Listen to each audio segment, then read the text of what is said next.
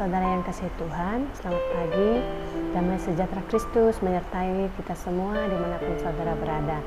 Renungan kita pada pagi hari ini terambil dalam Injil Markus pasal 13 ayat 1 sampai ayat yang ke-20 dengan tema setia sampai akhir.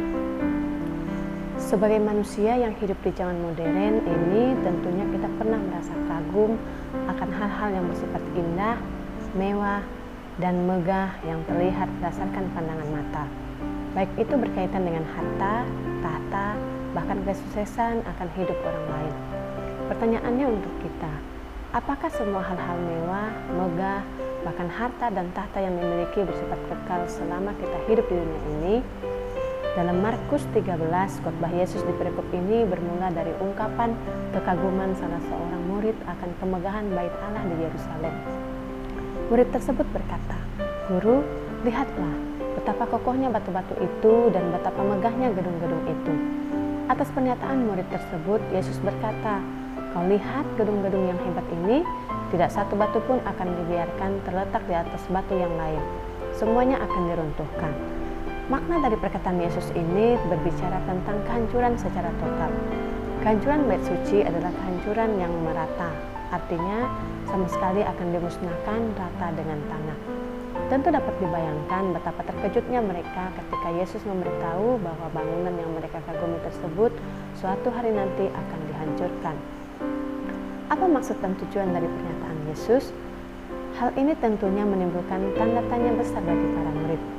Disebabkan oleh rasa penasaran akan perkataan Yesus, para murid, Petrus, Yakobus, Yohanes, dan Andreas mengajukan pertanyaan kepadanya. Ada dua hal yang mereka tanyakan. Pertama, bila manakah itu akan terjadi? Kedua, apakah tandanya kalau semua itu akan sampai pada kesudahannya? Dalam bagian ini, Yesus memang tidak memberikan jawaban kapan kehancuran bait Allah itu terjadi. Akan tetapi, Yesus mengingatkan para murid dengan berkata, "Waspadalah supaya jangan ada orang yang menyesatkan kamu." Akan tetapi berkaitan dengan pertanyaan kedua, Yesus menjelaskan secara rinci dalam Markus 13 ayat 6 sampai ayat 13. Tanda-tanda yang menunjukkan peristiwa yang akan terjadi yaitu berbagai macam penderitaan dan penindasan yang akan dialami oleh para pengikut Kristus. Tuhan Yesus mengingatkan para muridnya bahwa akan banyak orang yang akan menyesatkan mereka, memakai nama Yesus dan mengaku sebagai Mesias, serta menyesatkan banyak orang. Akan terjadi peperangan, gempa bumi, kelaparan, penganiayaan. Bahkan pada zaman ini juga akan terjadi bagaimana keluarga-keluarga terpecah dan saling berkhianat, bahkan membunuh anggota keluarga lain karena kebencian terhadap Kristus. Saudara yang kasih Tuhan, renungan kita hari ini mengingatkan kita bahwa tidak ada satupun yang kekal yang ada di bumi ini.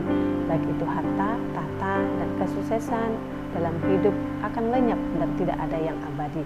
Begitu juga dengan keluarga, sahabat, bahkan orang yang kita kasihi hanyalah bersifat sementara, karena pada akhirnya mereka akan pergi dari hidup kita untuk selamanya. Mungkin kepergian orang-orang yang kita kasihi dalam hidup kita tanpa kata pamit, bahkan tanpa pesan apapun yang disampaikan buat kita. Namun, hal demikian adalah kenyataan yang harus kita hadapi selama hidup di dunia ini. Saudara, perlu kita ketahui bersama bahwa peristiwa akhir zaman dalam bagian ini sudah kita alami di zaman sekarang ini. Kita sering mendengar adanya penganiayaan yang terjadi terhadap iman orang percaya. Ada banyak orang Kristen dibunuh karena mempertahankan iman. Gereja-gereja dibakar, bahkan perang dan bencana dari dahulu telah terjadi dan akan terus berlanjut. Itu adalah bentuk penderitaan yang dihadapi manusia. Konsekuensi kehidupan yang telah jatuh dalam dosa akan tetap kita rasakan. Bagaimana sebagai orang beriman kita mampu bertahan dalam kesusahan, pergumulan, dan penderitaan selama kita hidup di dunia ini? Satu hal yang harus kita pertahankan bahwa Yesus Kristus adalah Tuhan dan Juru Selamat yang ada dan sudah ada dan yang akan datang. Dia tidak pernah menentukan waktunya dia datang untuk terakhir kalinya. Kita hanya berpegang teguh pada firman-Nya untuk waspada. Yang hendak dikatakan firman Tuhan bagi kita saat ini bahwa tidak ada suatu apapun yang kekal di dunia ini. Semuanya akan berakhir dan berlalu dan akan datang langit dan bumi yang baru. Manusia dalam dunia ini tidak ada yang kekal. Ketika kita lahir, maka kita sedang menantikan akhir hari-hari kehidupan kita di dunia ini. Tetapi Tuhan adalah kekal. Dia yang pertama dan yang terkemudian, yang awal dan yang akhir. Terdapat dalam Wahyu 2 ayat 13. Artinya Tuhan ada selama-lamanya. Maka orang-orang yang menerima kehidupan dari Tuhan, yang hidup dalam kebenarannya, akan bersama dengan Dia selamanya, bersama dengan keabadiannya. Markus 13 ayat 13 berkata, tetapi orang yang bertahan sampai pada kesudahannya, ia akan selamat. Demikian renungan kita pada pagi hari ini. Selamat beraktivitas, Tuhan Yesus memberkati.